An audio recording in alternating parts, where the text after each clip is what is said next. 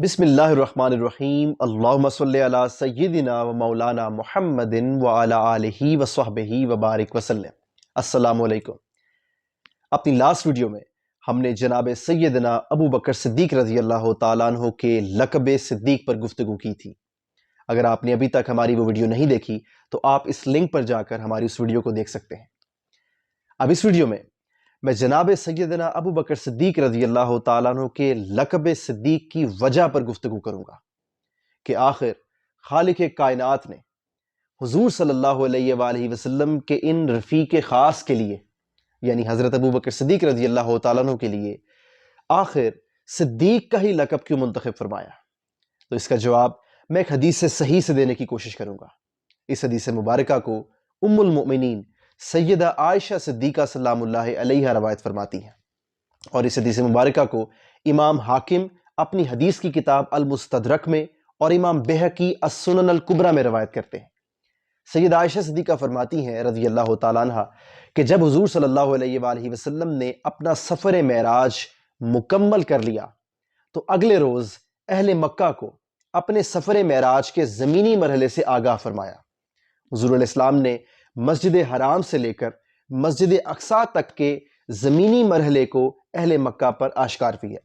تو حضور علیہ السلام کے اس بیان کو سننے کے بعد اہل مکہ بالخصوص کچھ وہ افراد بھی تھے جنہوں نے کچھ ہی عرصہ قبل اسلام قبول کیا تھا، وہ حضور علیہ السلام کے مخالف ہو گئے اور حضور علیہ السلام کے سفر معراج کے منکرین میں شامل ہو گئے۔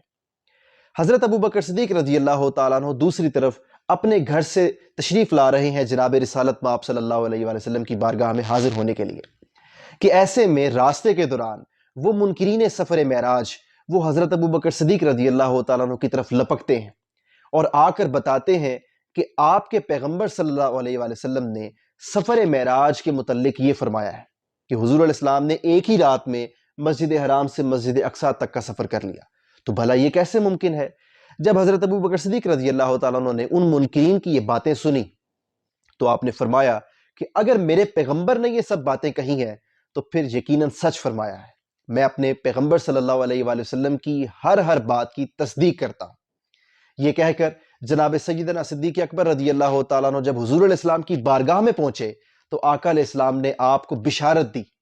حضرت ابو بکر صدیق رضی اللہ تعالیٰ عنہ کے لیے فرمایا کہ بے شک ہمارے خالق نے آپ کے لیے صدیق کا لقب پسند فرمایا ہے، کیونکہ آپ نے اللہ رب العزت کے محبوب کی تصدیق کی ہے۔ سو یہ وہ وجہ ہے جو حضرت ابو بکر صدیق رضی اللہ تعالیٰ عنہ کے لقب صدیق میں پوشیدہ ہے۔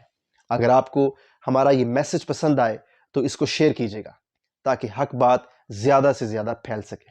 والسلام علیکم۔